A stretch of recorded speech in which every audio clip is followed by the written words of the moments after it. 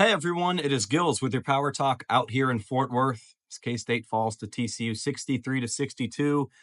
Really tough loss for Jerome Tang and his Wildcats. This was one that K-State obviously needed. Winning on the road is very tough in the Big 12, and when you have an opportunity late, when you're up by 6 points with about 3 minutes left, you have to find a way to put your opponent away and come out on top. Obviously, the Cats were unable to do so, and in a vacuum, it's just one loss may not be a huge deal because there are 18 more opportunities in the Big 12 for K-State to make up for this. But it is really challenging to find victories away from home.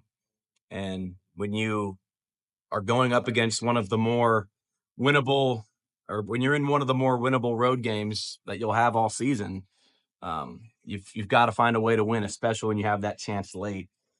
Oklahoma State on Tuesday is another kind of winnable road game, but from there on out, it gets really tough to win away from home when you look at the away schedule for Kansas State. Real quick here, be sure to subscribe, leave a like, leave a comment, all that good stuff. So really helps us grow and reach more K-Staters.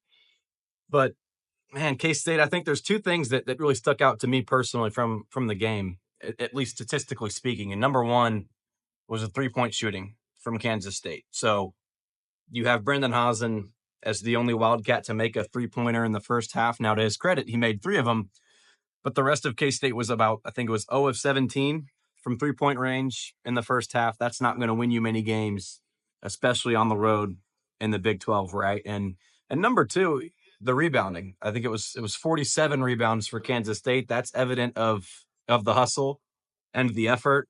So that was not at all the issue for Kansas State. You can't go down that avenue about buy-in and effort. K-State was giving it its 110% in this game. It comes down to execution, right? It comes down to those missed shots. It comes down to not putting your opponent away late. You look at K-State missed a couple of front ends of 1-and-1s down the stretch in the final minutes. Doug McDaniel couldn't hit the layup at the end.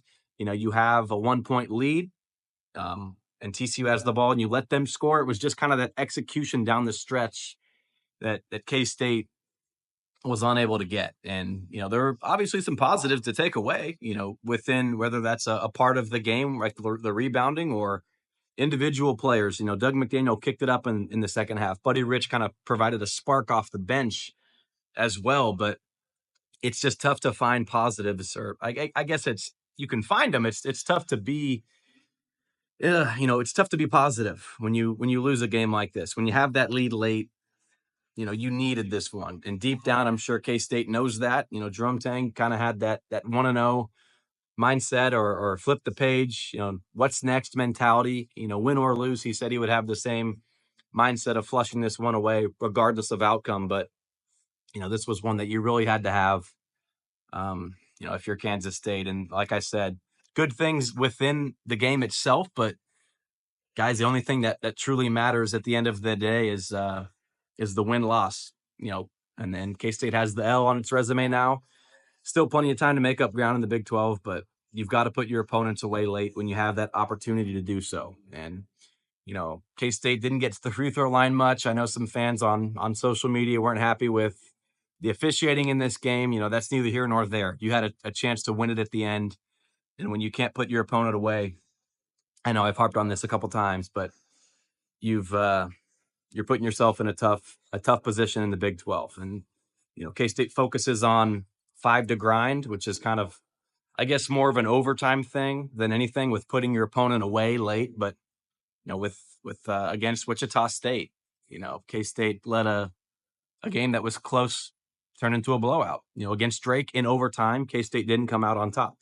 So, they showed it this year. Absolutely. They against Cincinnati, that was a 3-point victory. But here in Fort Worth, couple plays here and there late, they go a long way, and K-State's probably not in that position to even be close if 3-point shooting is just better. So tough one here for Kansas State, one that you really had to have, and all they can do now is flip the page and focus on Oklahoma State coming up on Tuesday. It's me and Kellis Robinette and Derek Young. We're the only 3 K-State media members here, and I think we might all be carpooling up to Stillwater as their flights got canceled. I've been driving the whole time. That's been my plan. So we'll be on hand no matter what in Stillwater.